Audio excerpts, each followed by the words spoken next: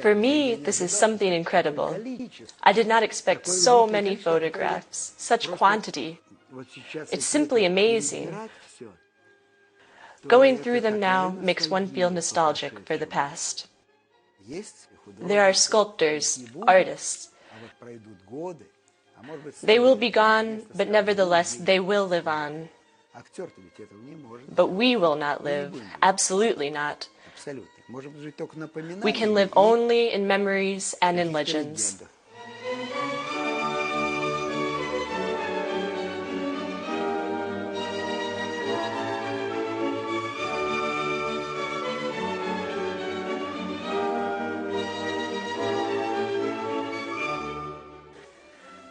Vladimir Vasiliev, as he is.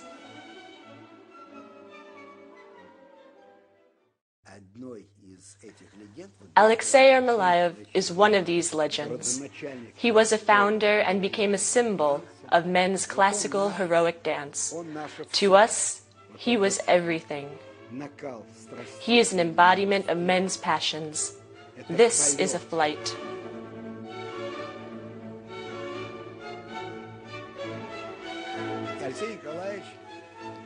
In the history of Soviet ballet, already by the time I began my creative career, Ermolaev was considered a breaker of all fundamentals and rules.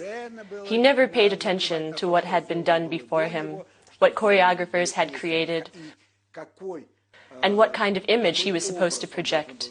For him, each of his roles was a real revelation. I remember Alexei Ermolaev as a great actor, especially in grotesque and character roles. In these, he was absolutely shocking.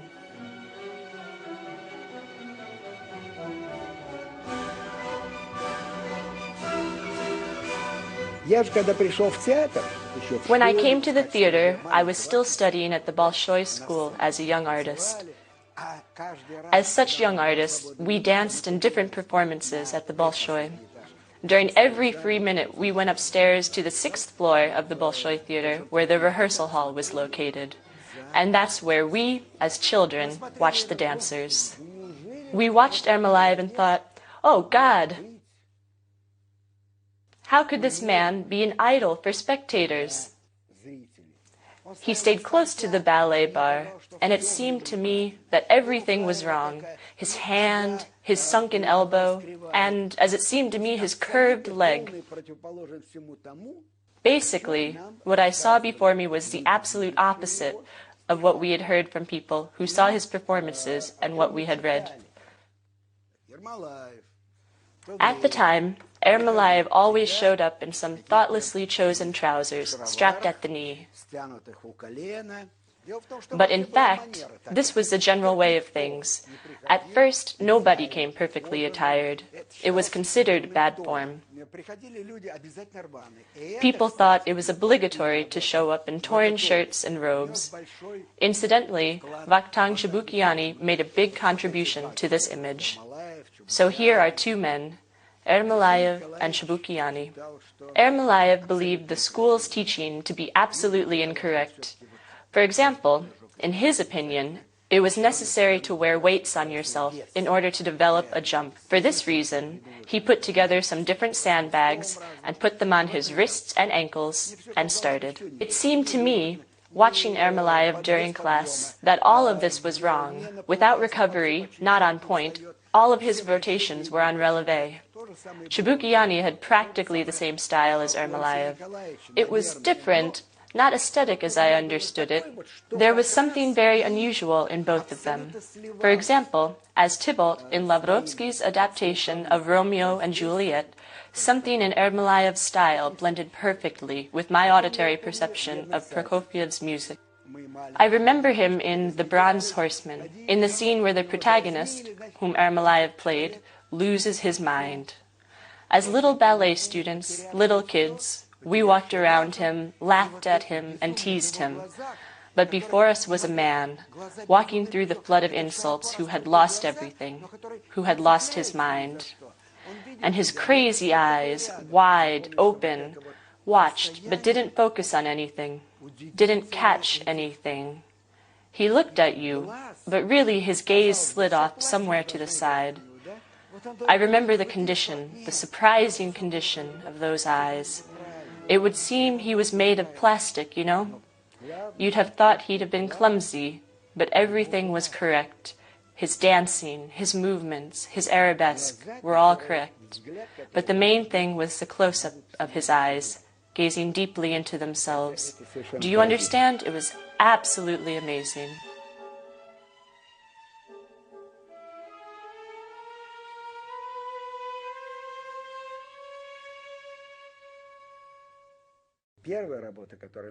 The first work we did together at the Bolshoi was on the part of Vasiliev in Don Quixote. I was young and focused most of my attention on technique, or so I like to think. He also wanted to create lots of new movements. At every rehearsal, I showed him different versions of the same movement. But he told me, "No, no, no, that's not it." Again and again, I showed him, not it, and that was all. For example, we approached the second variation of Vasiliev, and there was a pirouette.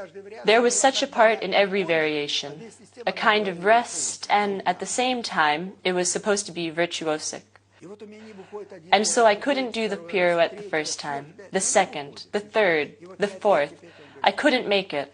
Finally, Ermolaev couldn't stand it. He said, "Listen, I'm tired already." He had a habit of always rubbing his nose. His nose was big, and he rubbed it all the time, as if he was lengthening it. "I don't care, it's fine by me, but there are classes for learning how to pirouette properly. You come to class every day to fidget? I want to understand your pirouette. I want to understand why you do it like that, how you do it, in that way. Where is your leg? In coupe or passe? Higher or lower?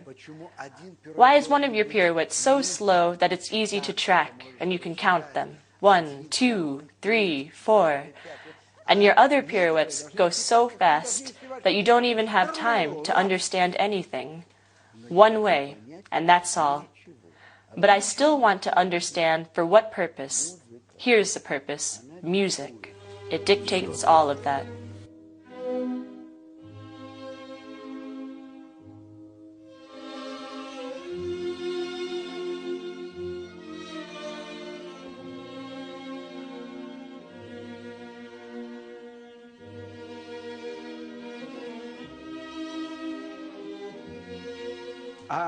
There was one very nice thing, which I did only once, dancing the part of Vasiliev at the premiere. Remember how I was talking about pirouettes? One time, Ermolaev said, "Pirouettes, pirouettes, pirouettes. I'm sick of them. Everybody spins and spins like idiots. Maybe we'll do the opposite. Let's deceive everybody. Everyone will be waiting for a pirouette. But this time, you'll do fine leg movements." He was crooning. "And then, everyone will think a pirouette's coming, that you'll be spinning, spinning, spinning.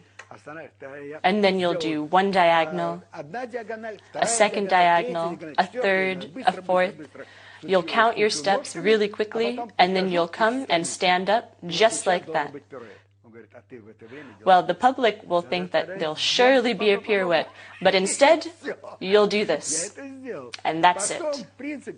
If someone had showed me before how silly that move looked from the side, I never would have done it. But I understood myself. I did it only once, at the premiere, and never again. Of course, it's all well and good when you just stand and impertinently address the silent crowd in the hall. So, what do you think of that?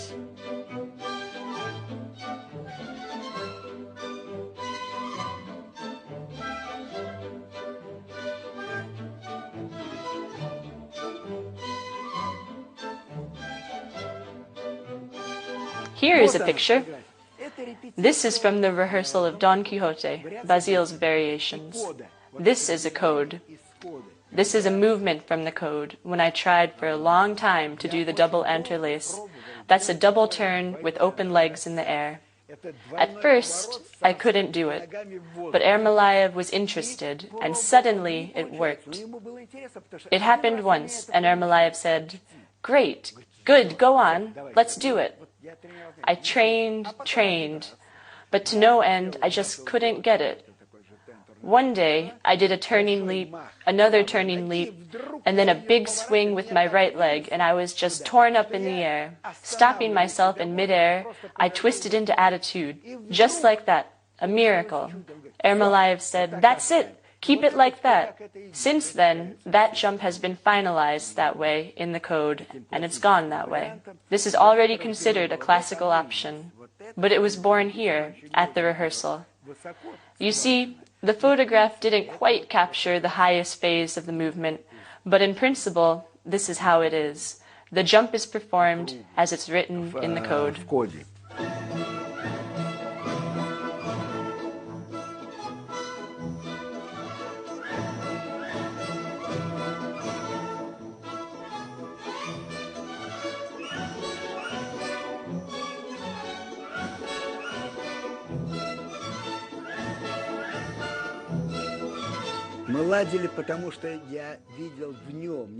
We got along because I saw his extraordinary creativity, an unusual soul. And he was impressed by the fact that there were no age boundaries between me and him. But did we argue? Lord, how many times we argued. Here's one example. He began rehearsing a scene from the ballet Giselle with the artist Boris Kokhlov.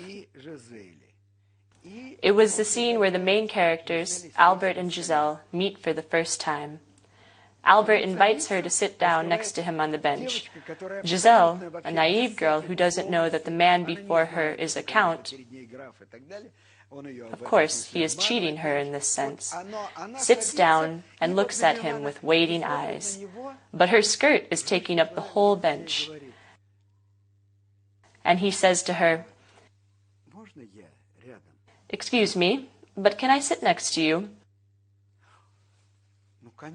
"Of course," she says, "I'm sorry." And she picks up her skirt with an awkward movement so he can sit down. It is a simple scene. Kokhlov performed it once, twice, a third time, but it wasn't good enough. It didn't have the simplicity and clarity of the music. There were always questions and answers, all the time.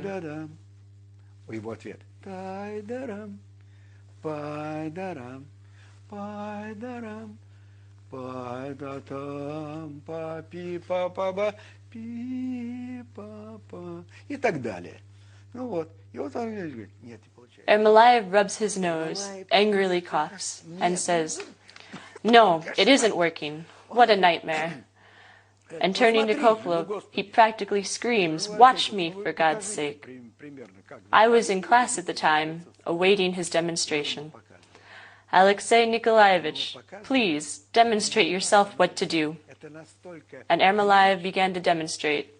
I just could not resist laughing.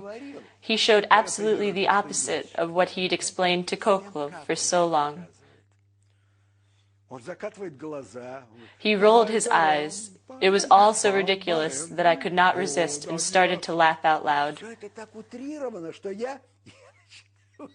Ermolaev stopped his demonstration, turned to me, and screamed, What's so funny? What happened?" I said, "Alexei Nikolaevich, if you saw yourself from the side, I swear, I just can't do it like you." The best thing between a coach and an artist is when they do not feel the differences in the understanding who is who is the teacher, and who is the student. They simply blend together. They can be absolutely equal in disputes. They can copy each other, etc. I demonstrated for him how he'd shown us the scene, exaggerating a little bit, of course. "Me? You? Oh no. Of course, he didn't do it exactly like that, but basically, that's how it's imprinted on my memory." "That's what I do?" asked Ermolaev in a rage. "Well, you've done exactly that. That's it. I cannot bear it anymore. Get out. Some people might have been offended and might have said that they would anymore. Get out. Some people might have been offended and might have said that they would not work with this person anymore. But we just discussed the scene, laughing together. He said, "I can't believe I could do it like that." Well, of course not exactly like that, I assured him, but pretty close.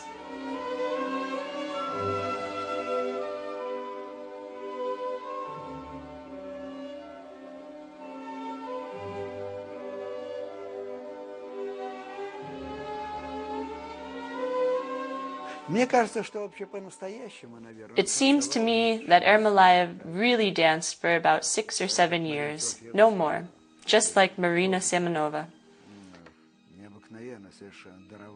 She was an extraordinarily gifted person, a woman who has influenced subsequent generations of ballet artists the world over.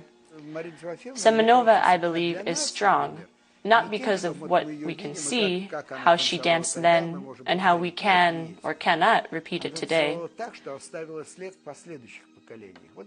She danced so that she left a mark on subsequent generations. Ermolaev did the same thing. He is in the same category of great artists. They are peers of Galina Ulanova. In general, he was a devoted, passionate man. Women were absolutely in love with him. He smoked. He preferred rolled cigarettes, the same ones Joseph Stalin was fond of, Erzegovina Flor. We drank with him a few times. He liked champagne, especially towards the end of his life, and there were always talks. It was very nice for him when young people gathered around him. We were pleased to sit around him, because for us he was an example of a revolutionary man, a breaker, who was always bored within the boundaries that were set in place before him.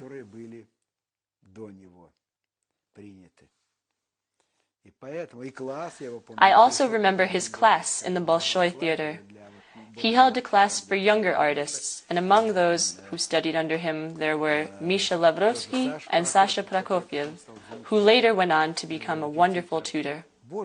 My God, what Ermolaev did in class, at the bar, back and forth.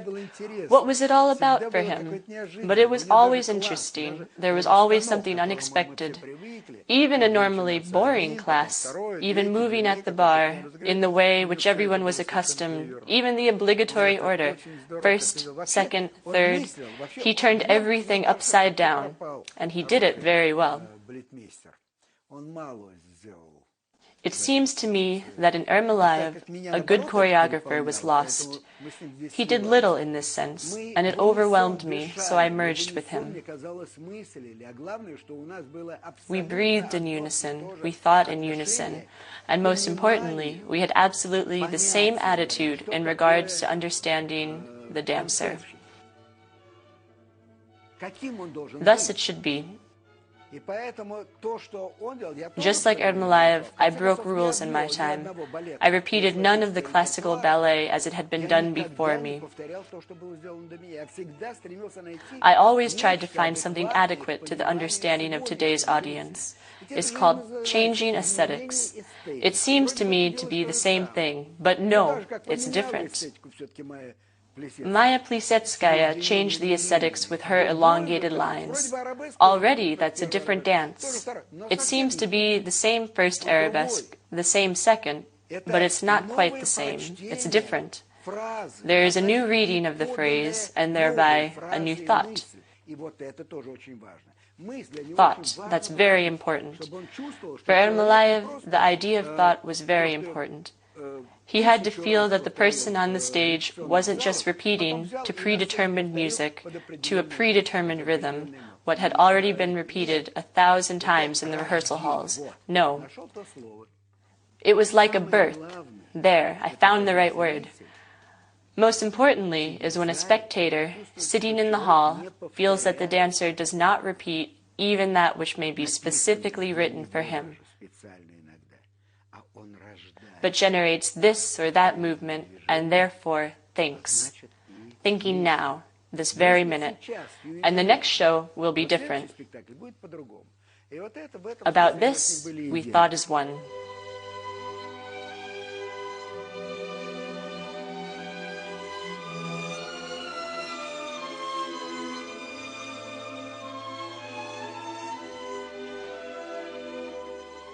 Yes, yes, yes. This photo, it's me, playing Basile in Don Quixote. Look, I have a straight nose here, and a lifted chin, moved forward a little, and most importantly, black hair.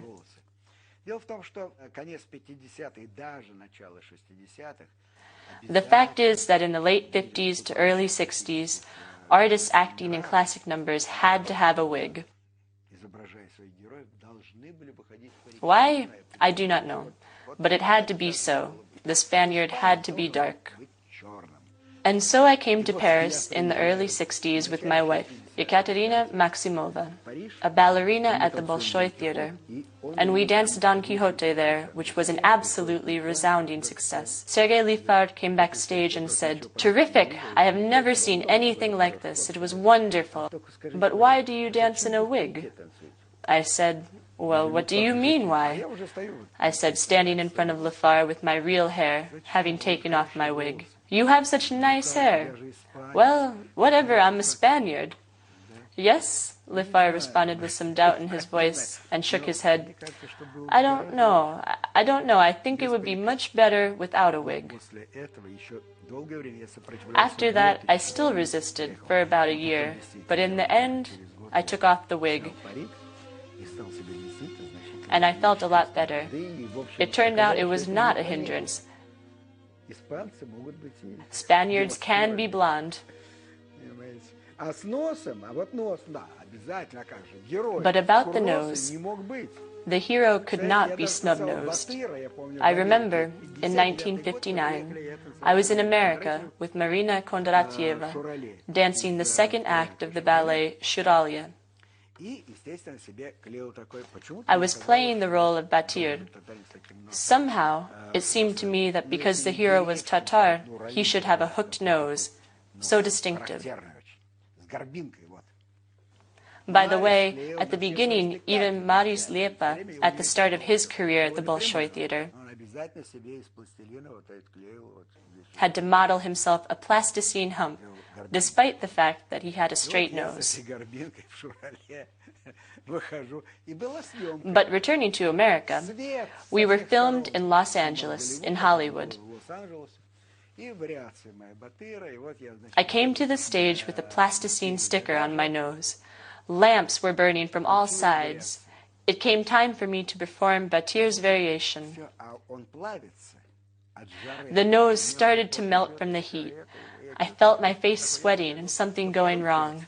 I was approaching the second part. The variations were not entirely classical. The arms were so original.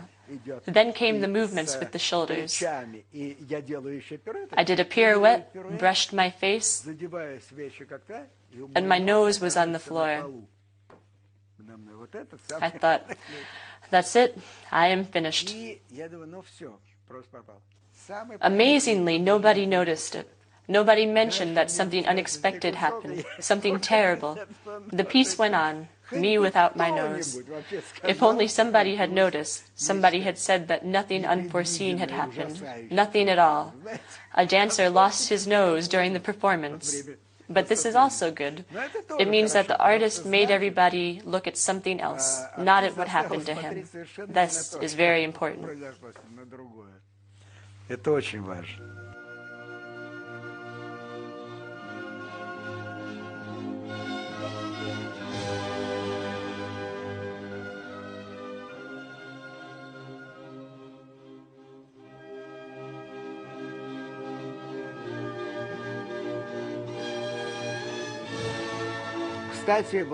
By the way, Don Quixote is a ballet that changed the aesthetics of the time.